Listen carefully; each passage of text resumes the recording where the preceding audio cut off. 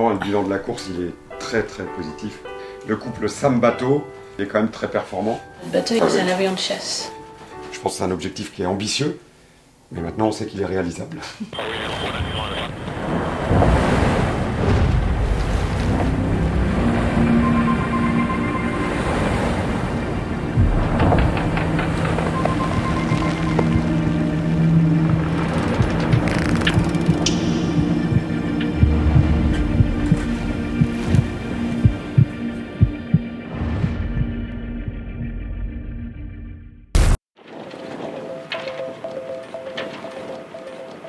Même si vous ne dites pas ce que vous faites, mais au moins c'est bien de dire on a changé quelque chose. Nous on est OK pour partager ballast, matessage, les tendances mais pas au degré près. Oui. A tout de suite. OK, à tout de suite. L'idée c'était de comparer un peu les comportements des bateaux et les vitesses des bateaux et trouver les réglages, sachant que le bateau a un petit peu évolué quand même cette année. L'objectif est d'observer, de pouvoir comparer. Il faut que ça navigue comme toi, tu naviguerais sur le Vendée quoi.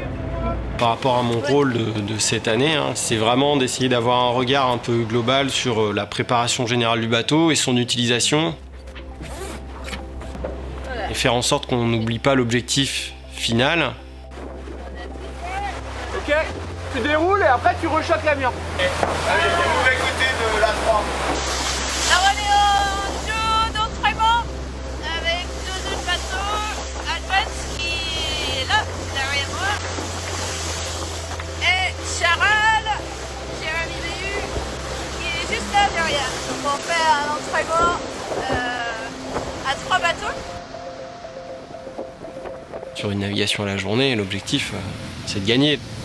Or le Vendée Globe il va pas se gagner là-dessus, il va se gagner sur justement la capacité à mener son bateau à une bonne vitesse moyenne, régulier, faut du fond quoi. Et là faut pas se tromper d'objectif. Il y a un voile rouge. Tu le vois? Samantha. C'est celui-là? Oui, qui est Ah là-bas. Depuis le temps qu'on avait envie de le voir, ce bateau. Bonjour Samantha. Bonjour, bonjour madame. Wow.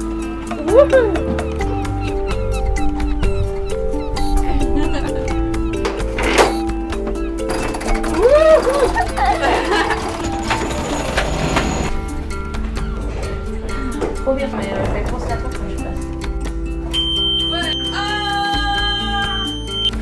T'entends ça? Ça c'est la vague, ça c'est la mer. Oh, ça fait du feu et ça va chauffer.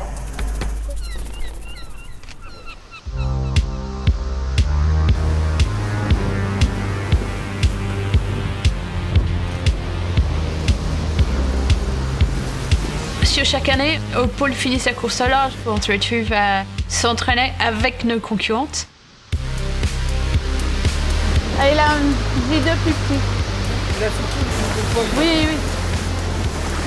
Il n'y a pas beaucoup de compètes où on discute avec les concurrents. Maintenant, je remplis de ballast en fait. C'est lié au fait que c'est tellement dur de partir sur un Vendée Globe et que tellement peu de gens ont fini qu'on a tous envie que tout le monde finisse. Et cette camaraderie, ça crée des liens entre les concurrents sur un Vendée Globe, je pense qu'il reste pour certains pour la vie. Ouais, ah bah on se demandait si t'avais du ballast ou pas du tout là. Ah bon. Ballast milieu. Les sports individuels, où forcément pour progresser, il faut s'entraîner ensemble. Tu vois, typiquement les nageurs, s'il veut progresser, il faut qu'il s'entraîne avec ses futurs concurrents. Ok, bah ici pareil, ballast milieu, à 2 et ça joue à beaucoup de GV. Merci Jeanne. Avec plaisir. Et là, c'est un entraînement. Monter dans le main en solo. Je vois, je suis Janek, grand voile haute. Et ça donne vachement confiance que je sais faire. Et, parce que si jamais il y a un truc qui se passe ici, là-haut, j'aurai pas le choix quand je fais le Vendée Globe. Je passe sur le banc de X en fait.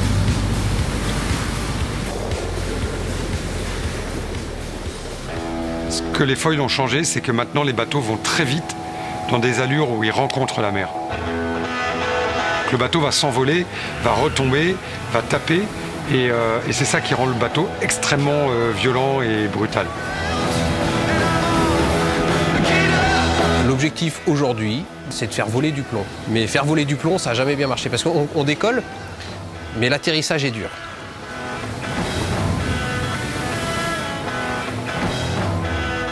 Et faire voler du plomb, si ça marchait, les goélands, ils auraient tous les pattes plombées.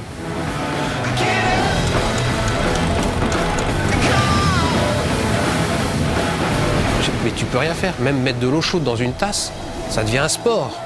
Tout est dur, tout est compliqué à bord, tout. Trop bruyant, trop dur, des impacts trop forts, trop.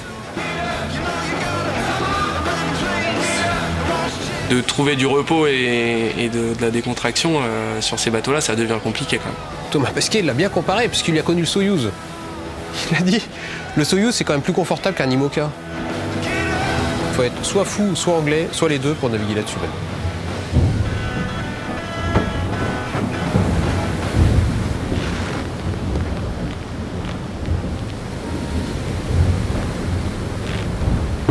Tout repose sur ses épaules et puis le risque, c'est elle qui le prend aussi.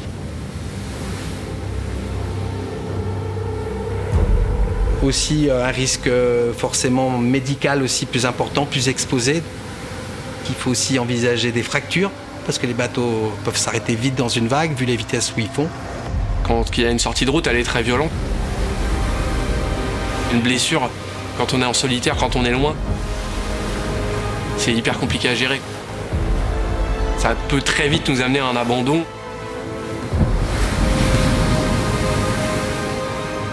Chaque ta cadence, 10 secondes. Voilà, c'est bien. Encore. Bien penser à ces Chaque fois que je vais au sport, je sais pourquoi je fais ça pour améliorer soit ma performance ou pour me protéger. Quand je fais une séance de muscu, je peux plus. Je ferme les yeux et je m'imagine sur l'avant de mon bateau en train de lutter avec une voile. Allez, ça. Allez, prenez le temps. On peut pas juste dire j'aime les grosses conditions et puis attendre la course pour les faire. Donc c'est un investissement de ma part et aussi de la part de mon équipe.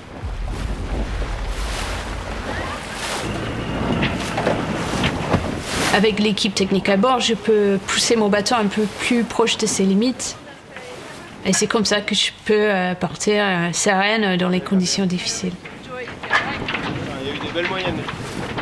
On a fait des points jusqu'à 31 nœuds 5, 32 nœuds de vitesse, donc c'était cool, ouais. Ça envoyait un peu quand même. Là on voit qu'il y a quand même du bénéfice.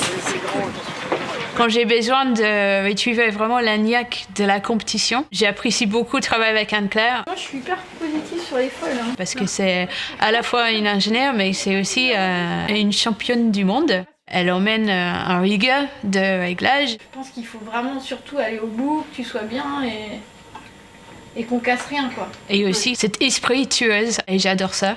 Franchement, il y a beaucoup de temps. Entre maintenant et le départ, c'est moins d'un mois.